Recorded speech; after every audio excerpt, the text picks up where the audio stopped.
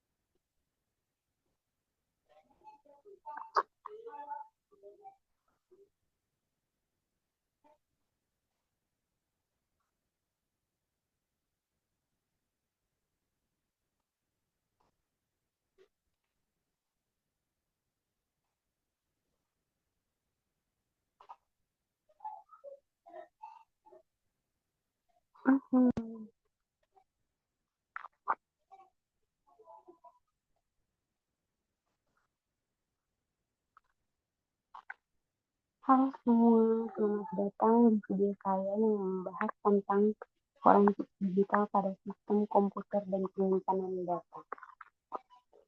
Perkenalkan, nama saya Yusufina Sirasmijula dengan NIM 207023138, asal Universitas Krisnadipayana Jakarta, dan saya akan memandu Anda melalui topik ini. Penjelasan singkat, tujuan dari video ini adalah untuk menjelaskan apa itu forensik digital, bagaimana penerapannya pada sistem komputer dan penyimpanan data, serta memberikan contoh kasus untuk membantu memahami lebih dalam akan konsep ini. Pertama, pengenalan forensik digital. Apa sih forensik digital itu? Forensik digital adalah proses pengumpulan, analisis, dan pelaporan data elektronik untuk tujuan hukum. Proses ini bertujuan untuk menemukan bukti digital yang valid dan dapat diterima oleh pengadilan. Yang kedua, pentingnya forensik digital. Apa sih kira-kira poin penting dari forensik digital? Dalam era digital ini, hampir semua aktivitas menggunakan perangkat elektronik, sehingga forensik digital adalah menjadi kunci dalam penyelidikan berbagai kejahatan di dunia maya atau digital seperti pencurian data, peretasan, dan penggelapan informasi. Berikut komponen utama dalam forensik digital pada sistem komputer. Yang pertama, proses identifikasi. Proses pada tahap pertama ini mengidentifikasi perangkat yang relevan dalam kejahatan forensik seperti komputer, hard disk, atau perangkat lain, atau penyimpanan data komputer lainnya. Yang kedua, pengamanan bukti. Setelah identifikasi dilakukan, tahap berikutnya adalah pengamanan bukti. Langkah ini adalah langkah penting untuk melindungi bukti agar tidak terkontaminasi. Yang ketiga adalah analisis data. Pada tahap ini, ahli forensik menganalisis data yang ditemukan untuk menemukan informasi penting seperti log aktivitas yang dihapus atau data inskripsi. Yang keempat itu laporan hasil.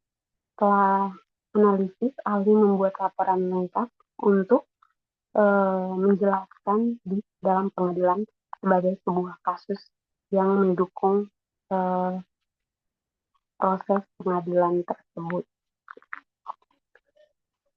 Yang berikutnya, forensik digital pada penyimpanan data. Jenis penyimpanan data. Data yang disimpan pada berbagai perangkat seperti hard disk, SSD, USB, drive, dan server cloud atau yang lain-lain. Setiap jenis penyimpanan memiliki metode analisis yang berbeda. Yang kedua, metode yang digunakan untuk perangkat lokal, metode seperti cloning atau imaging digunakan untuk mencegah perubahan data. Yang ketiga adalah tantangan dalam penyimpanan. Beberapa tantangan utama meliputi enkripsi data, volume data yang besar, dan perubahan teknologi yang cepat.